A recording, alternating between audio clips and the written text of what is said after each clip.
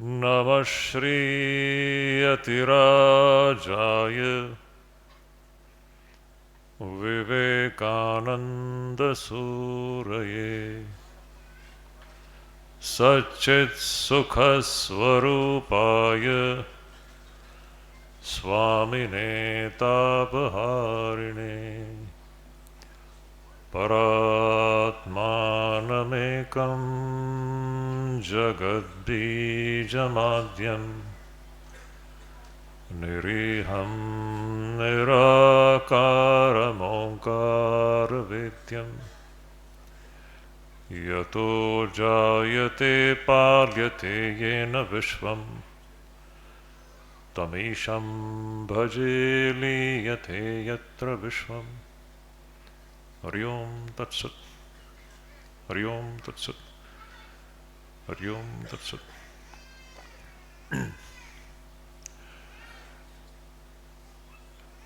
My dear students and all the esteemed guests seated here, my namaskars and best wishes to all of you. Today, it gives me an unspeakable sense of delight to come here and express a few ideas of mine on this very important subject of essence of the Indian culture. भारतीय संस्कृति सार की उच्चे, हमारी जो देश की जो मूल संस्कृति है उसका सार क्या है? So today I shall just shed some few important points I shall keep before all of you, which is very important for several reasons. When we talk about Indian culture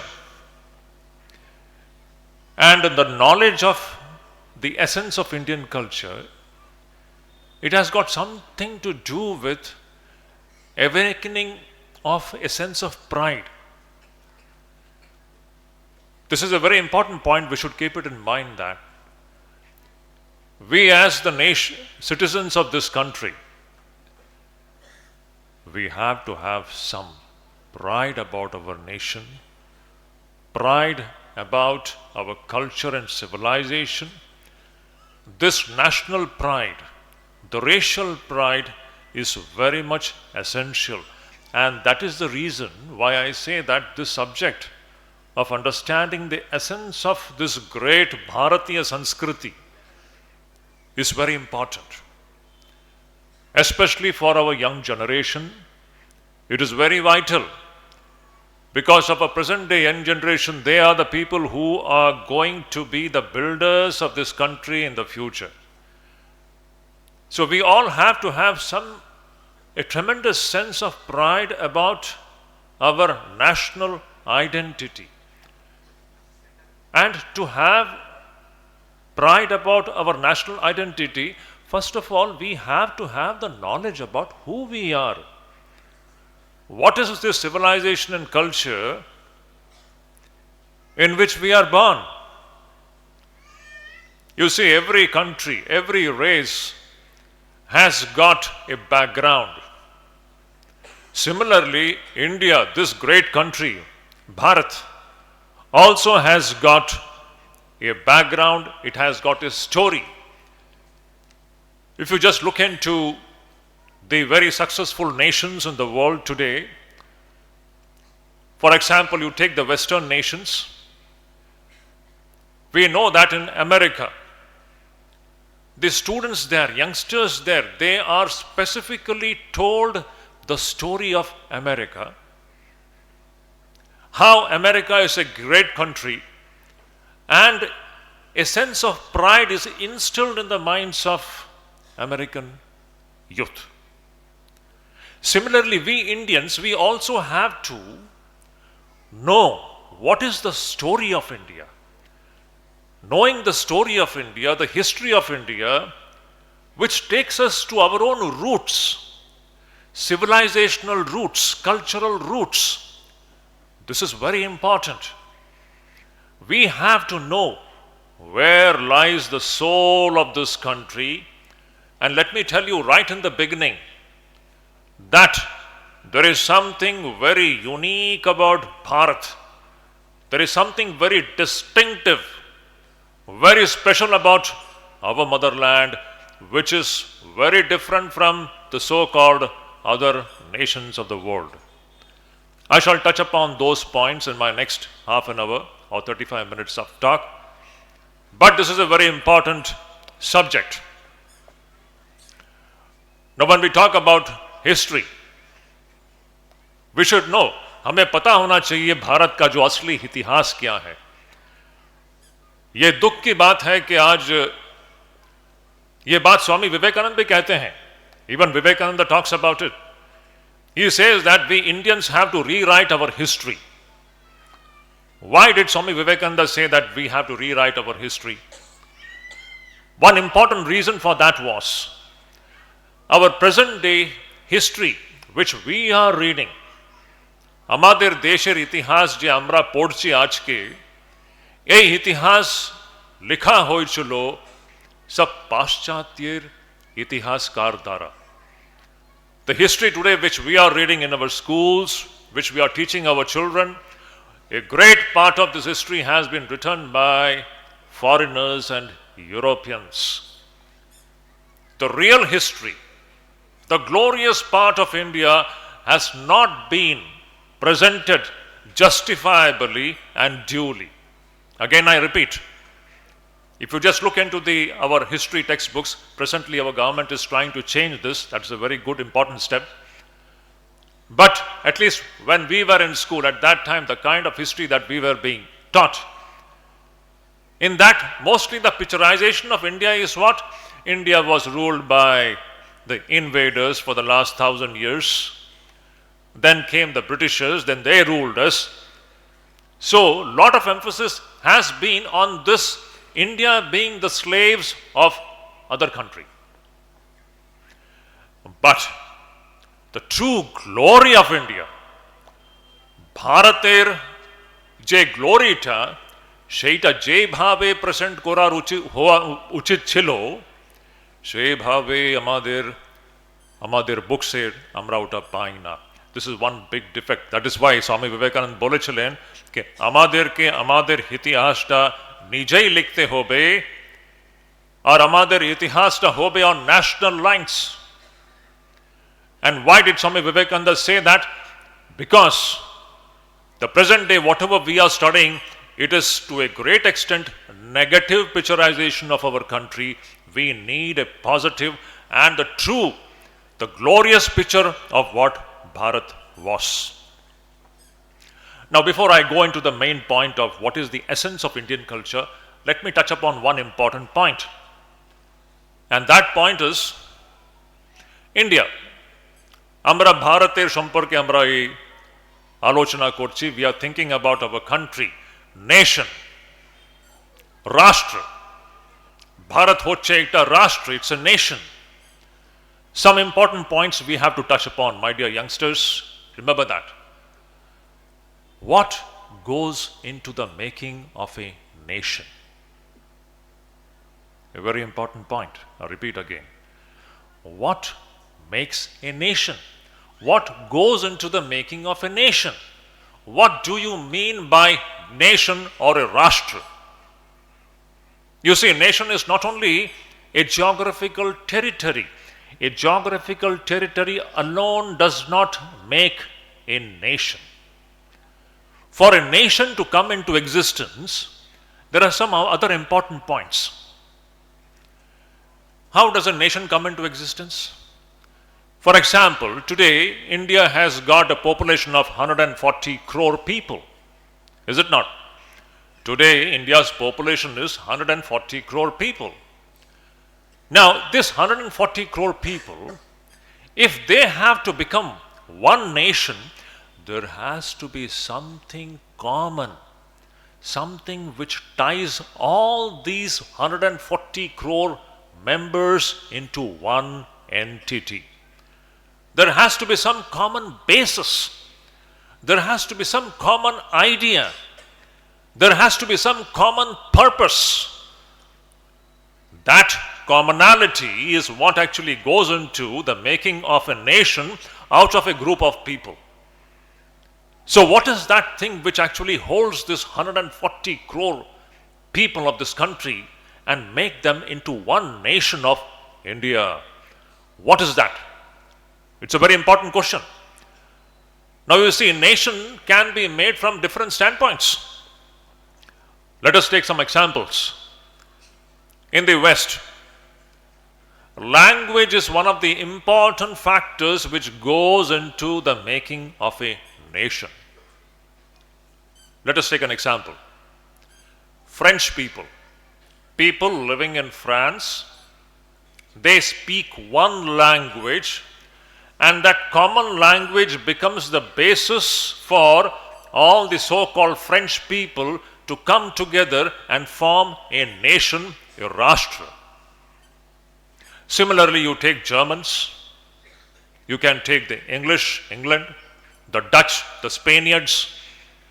All these different countries, they have come into existence owing to this one commonality of language factor, which makes these people, that people living in one region speaking one language, they come together and they form one nation. They live together as one country. That is their identity. Then, now the next question is, what is that holds 140 crore people of this country into one entity? What is that? Is it language? We have in India, officially, if you just go by the Constitution of India, we have 22 official languages in this country. 22 official languages, can you imagine? Officially 22, unofficially there are more than 800 different dialects and spoken languages in this country. More than 800. Officially declared there are 22 languages in the Constitution of India.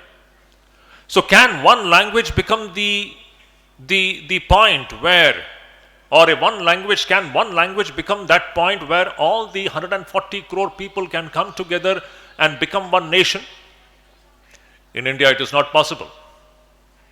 Then what is that factor which actually makes us one nation? Now let me come to the main point here. This is very, very, very significant. Now if you look into our Indian society today, it is the most complex society existing on the planet, truly speaking. India today has got 28 states, having 22 official languages.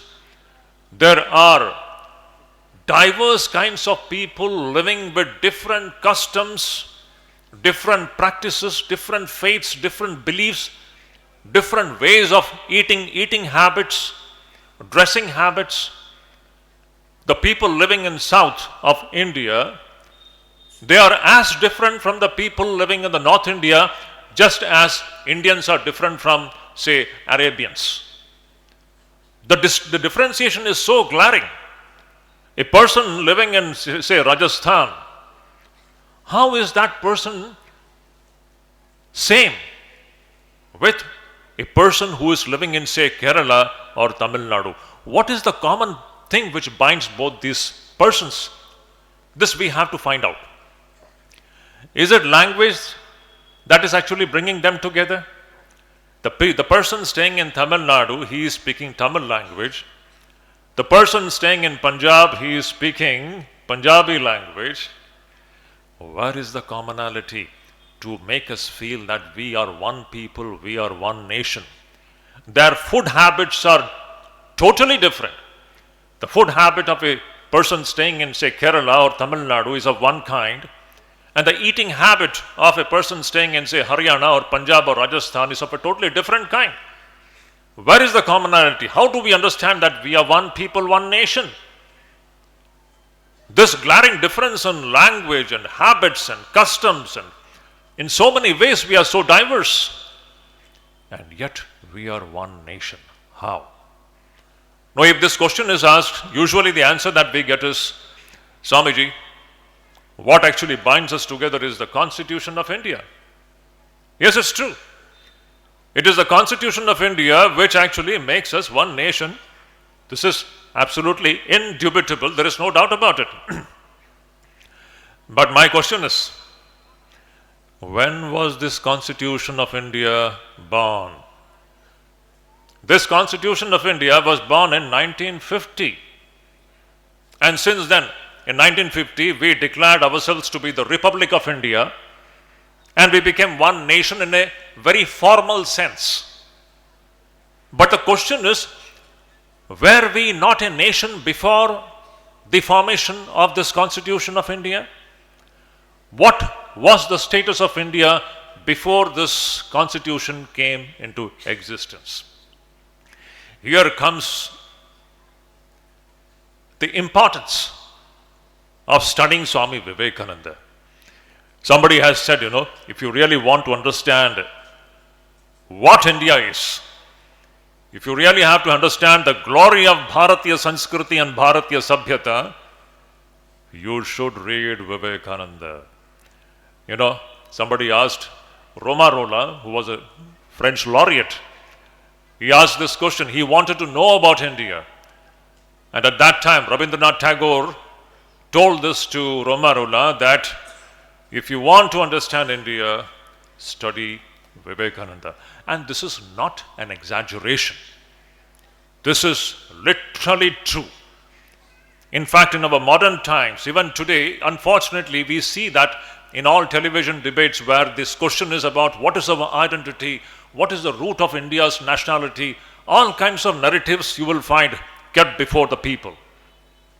But truly speaking, no one is touching the core of India's nationality. No one is touching the heart of India.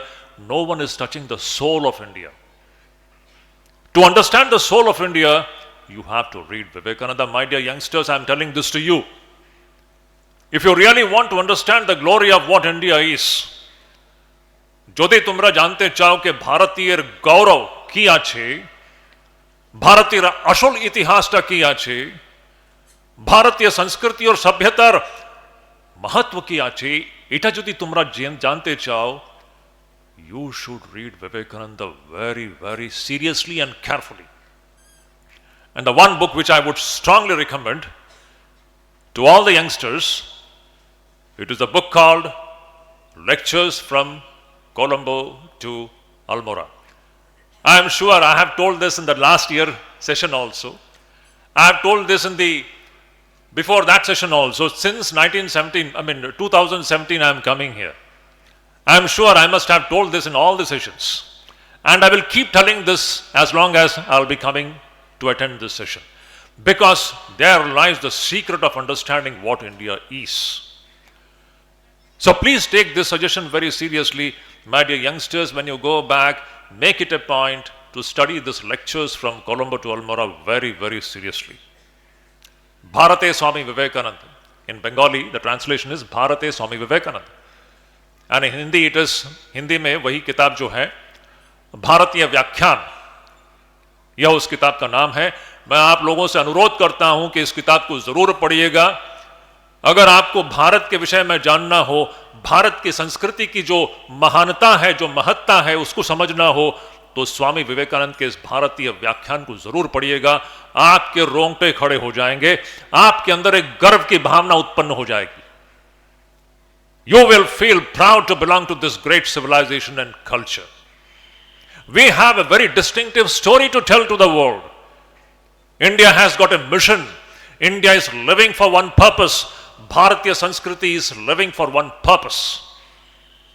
This is the central idea which we will find running through all the pages of this wonderful Agni Mantra called Lectures from Colombo to Almora. Anyway, coming back to the main point. So what is that is actually holding us together as one nation? वो क्या चीज है जो हमें भारतीय बनाता है?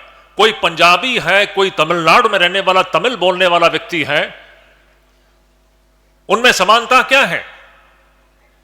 भाषा तो नहीं है, खान पान जो है वह भी नहीं है, वेशभूषा वह भी नहीं है। तो इन दोनों व्यक्तियों के बीच में समानता क्या है? समानता यह है, what is the common point? Both the person living in Rajasthan as well as the person living in Tamil Nadu, both of them have got a common belief system, a common idea that the goal of human life is to attain moksha. Both of them, they consider Ganga to be a pure and holy river. Both of them consider that Gayatri is that mantra which can awaken the human buddhi.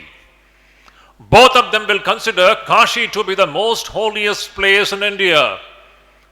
It is this common belief system.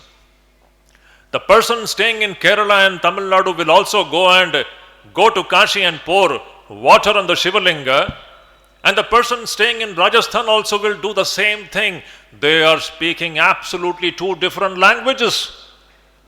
They have got absolutely two different lifestyles, two different eating habits, two different ways of dressing themselves, and yet they are tied down by one common string of ideology. And the question is, what is that ideology? What is that makes this Tamilian also go to Kashi and pour Ganga water on Shivalinga, and what makes this Rajasthani also, Gujarati also, Marathi also to go to Kashi and pour Ganga water on Shivalinga? What is that common ideology? Swami Vivekananda doesn't tire. Swami ji थकते नहीं है ये बात कहते हुए कि हमारे जो भारतीय संस्कृति का जो मूल जो है, the essence of Indian culture, that one thing around which the 140 crore people can rally and should rally, that one thing is our great spiritual Vaidika Sanatana Dharma. It is this Vaidika Sanatana Dharma which is today known as Hindu Dharma, which is the very soul of this land. Let us understand this point very clearly. This is the very pulse, the very prana of this country, and it is this ideology which actually holds the 140 crore people together, though they may be speaking absolutely two different languages, though they may be having two different eating habits. The people of Bengal, they are so different. Seen from the surface, they are so different from the people of Gujarat. But what is the common point? The common thought system. What is that thought system? That thought system is the great thought system of the Vedas, the great thought system of the Hindu Sanatana Dharma. It is this what actually holds the 140 crore people together. I'll give you one example.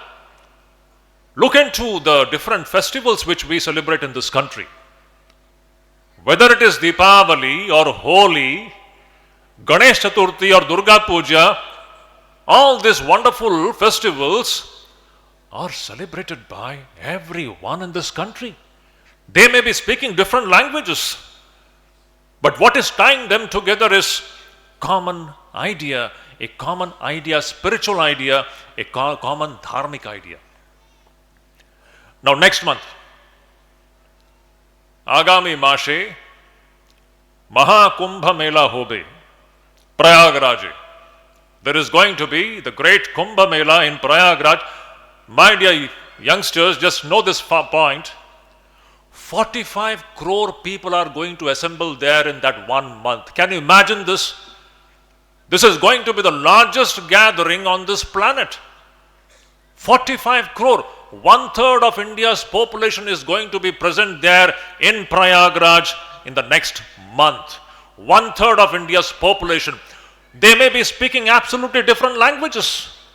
Bengalis and Gujaratis and Marathis and Tamils and Punjabis and what not. Absolutely different languages, but all tied together by one common factor. That common factor is religion. And when I talk about religion, it is the religion of Hindu Dharma. It is this one point which actually brings the people of this country into one identity. We are one people, we are one race, our ancestry is one, we belong to one ancestors. This is what Swami Vivekananda was driving in his amazing lectures which he gave from lectures to Colombo to Almora. He was reminding us that we are one people, we are all Aryaputras. Now this much is clear, that this Hindu Dharma, this Vaidika Sanatana Dharma, is that thing which is the very soul of this land. Now, certain complex questions may come to our mind. Complex questions like, what about Christians? What about Muslims? They don't practice Hindu Dharma. But my dear devotees and youngsters, remember that in India today, whom we refer to as Muslims and Christians, they were all Hindus at a particular point of time. They got converted for several reasons, that's a different thing. But if you just check their DNA, you will find that they all belong to this very soil. They belong to this very root, Vaidika Samskriti alone. This cannot be denied. Anybody who is sincere, he or she won't be able to deny this factor. And when I am talking about Hinduism, remember, in that, when I am talking about Hindus, in that Bauddhas are included, Jainas are included, Sikhs are included, all these different groups are included, because it is the Hindu Dharma which is the mother of all religions.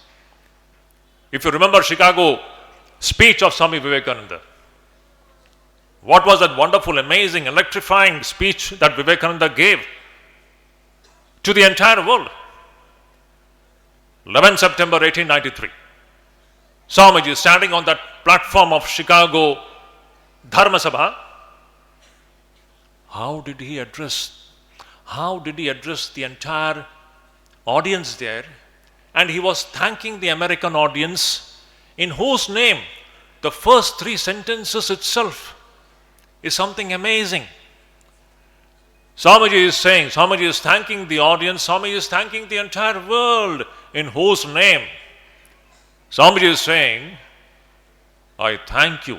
The first sentence, you can read it, electrifying. What a sense of pride is displayed in his words. It is something indescribable. Swamiji is saying, I thank you all in the name of the most ancient order of monks in the world. Which is this most ancient order of monks in the world? It is Hindu Sanatana Dharma. The most ancient order of monks in the world belongs to the Hindu Sanatana Dharma. Second sentence, Swamiji says, I thank you in the name of mother of all religions. Which is this mother of all religions? Hindu Sanatana Dharma. Third sentence, Swamiji says, I thank you in the name of millions and millions of Hindus of all classes and sects. Just imagine that epoch-making lecture or talk given by Swami Vivekananda starts with a thumping pride in what we are. We, the so-called the Hindu Dharma practitioners. Swamiji had to keep this message of Hindu Dharma before the entire world. Now I'm coming to this main point. The essence of Indian culture lies in this great thought system. The very scientific and universal thought system of the Vedas, the scientific and universal thought system of the Hindu Dharma. Now what is so special about Hindu Dharma? There is something very, very special about Hindu Dharma. Let me tell you this point very clearly. No other religion speaks this language. No other religion speaks this language. And this is what Swami Vivekananda says makes Hindu Dharma so scientific and universal. And that is the essence of Indian culture. Why is India like this? We are so tolerant. We accept everybody. Why? Just before I go into the main point of the uniqueness of Indian Dharma, let me just touch upon a few points about that Chicago lecture. Swamiji says there, after uttering those three sentences, then he continues and he says that, I am proud to belong to that religion which has not only spoken about tolerance, but which speaks about acceptance, universal acceptance. A very important point. Swami Vivekananda is talking about the essence of Indian culture, that behavior pattern of this people in which the Hindus are always not only tolerant, we accept everybody. We accept everybody as one family, no matter to which religion that person belongs to. Why does this happen? This does not happen among those communities where this ideology is not there. Now we know what is happening in Bangladesh, we know what is happening in Pakistan. It's all known fact. Let us speak it openly. Why are they so intolerant? And this Hindu Samaj is the one society where we accept everybody as our own people. We don't hate anybody. We don't think of cutting the throat of other people. What is this ideology? That is what I want to keep before you. That is what is the very sar, the essence of the so-called Hindu, the Indian nation, the Bharatiya Sanskriti. So Swamiji says that, I am proud to belong to that nation that has taught the entire world not only tolerance, but also universal acceptance. I am proud to belong to that nation which has sheltered the persecuted and refugees coming from different nations. This is that land where people from all parts of the world have come here from time to time, seeking refuge, and we have been giving that. What makes us do this? This thing, Swamiji says, happens only in Hindu society alone. And why is it happening only in Hindu society? Because of our great universal and scientific thought system of the Vedas. Now, what is the speciality of Hindu Dharma? 4-5 points. Please keep it in mind. What makes this Hindu Dharma, Vaidika Sanatana Dharma so special is, you see, Swamiji's own words. Swamiji says in one place, he says, the greatest teaching that was ever given to the humanity, the greatest utterance that ever was made by anybody in human history is one. Ages ago, Swamiji says, when the Western nations were not even born, at that time, Swamiji says, some rishi somewhere in the lap of the Himalayas, some rishi standing up, maybe on the bank of Sindhu, maybe on the bank of Ganga, who knows? A rishi stands up and declares to the entire humanity the greatest truth ever spoken. And what is that utterance? That utterance is the very sar. That utterance is the very essence. That utterance is the very soul. That utterance is the very prana of Bharatiya Sanskriti. What is that utterance? Swamiji says that Rishi uttered, Ekam Sat Vipra Bahudha Vadanti. Truth is one. Sages call it by different names. And then he says, what is this truth that we are talking about? This truth that we are talking about is the ultimate reality, my dear children here, seated here. This truth that we are talking about, it is the only thing which is actually existing. It is the divinity which is residing inside each one of us. This truth which we are referring to as Ishvara, our idea of Ishvara is not somewhere up in the sky. Our Ishvara resides in our own hearts as our own Atman, the divine center which is pulsating in each one of you.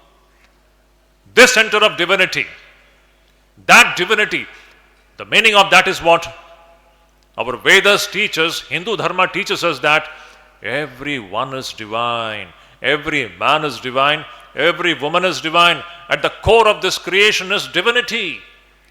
Now see, a picture is presented about what is the ultimate reality and where to search for this reality. That ultimate reality is divinity. It is called Brahman, Atman, no matter what name you give to it. But there is one reality which is throbbing in the hearts of all of us. And this reality can be realized. It can be experienced. It is not something to be just believed in. हम सब जो है अव्यक्त रूप से हम आत्मा हैं. हमारे उपनिषद जो है, हमारे ऋषियों की जो वाणी है, ऋषि हमें यह बता करके गए हैं कि आप लोग सब दिव्य हो मेरे बच्चों. You're all divine. তোমরা সব দিব্য আছো. এটাই হচ্ছে আমাদের ঋষিদের গ্রেট টিচিং. আর এই যে দিব্যতা, এ আমরা রিয়েলাইজ করতে পারি. এটা শুধু বিশ্বাসের কথা নেই, এটাকে আমরা অনুভব করতে পারি. You can experience it. And there is a way to experience it. And this divinity, it is with form, also without form. And as this divinity is residing in everybody, now comes a beautiful idea. As this divinity is residing in everybody, it is not that it is only residing in the Indians and it is not residing in Americans. It is residing in everybody, in every human being, in every animal, in every living thing, in every non-living thing. It is residing in everything. That's why the vision of the Hindu Dharma is what? The vision is that everything is divine. This world itself is divine.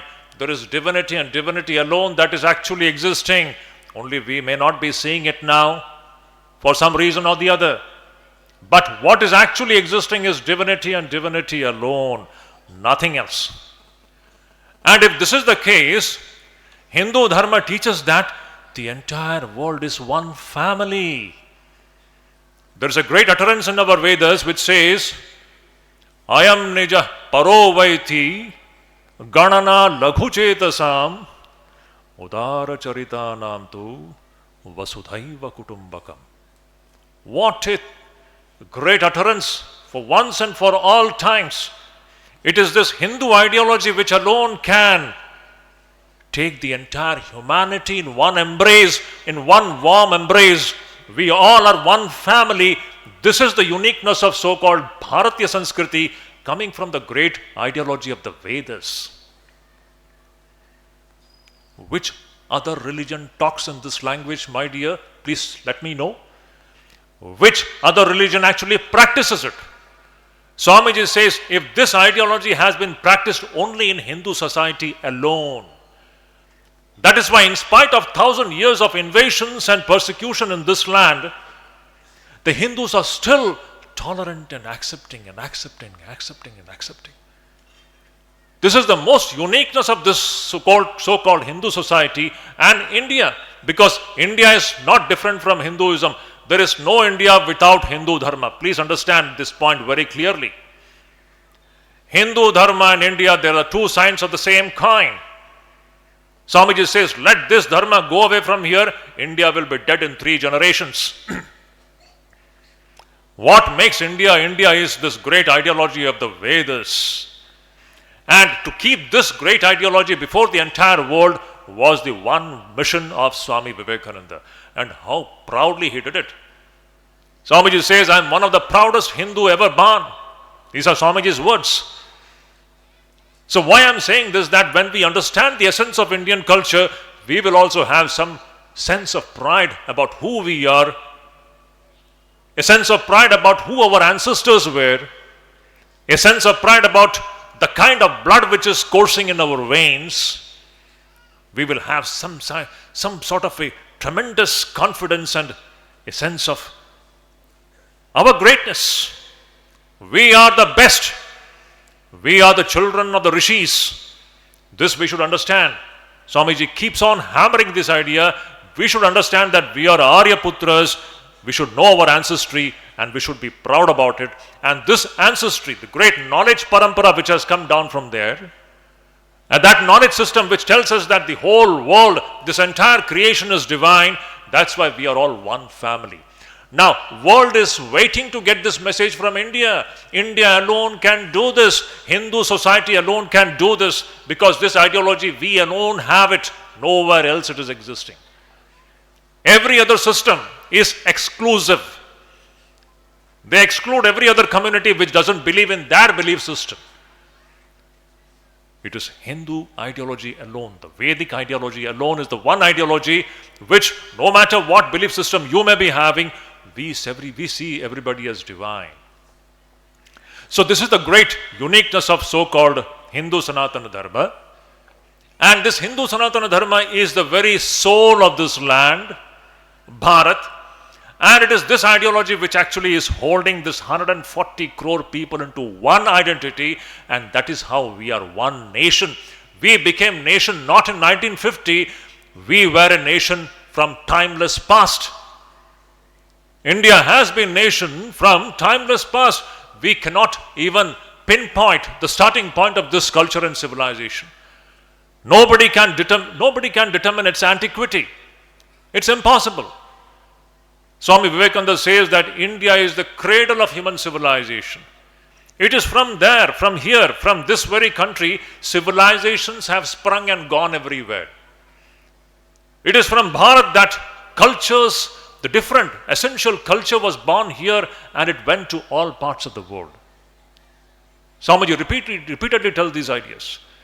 So we should understand that the essential feature of the so-called India as a nation is this great thought system of the Vedas, which makes India, India. Minus this, India will be dead and gone. It will become something else. So, the main point, before I conclude my point, the essence of Indian culture is what? It is the great scientific thought system of the Vedas.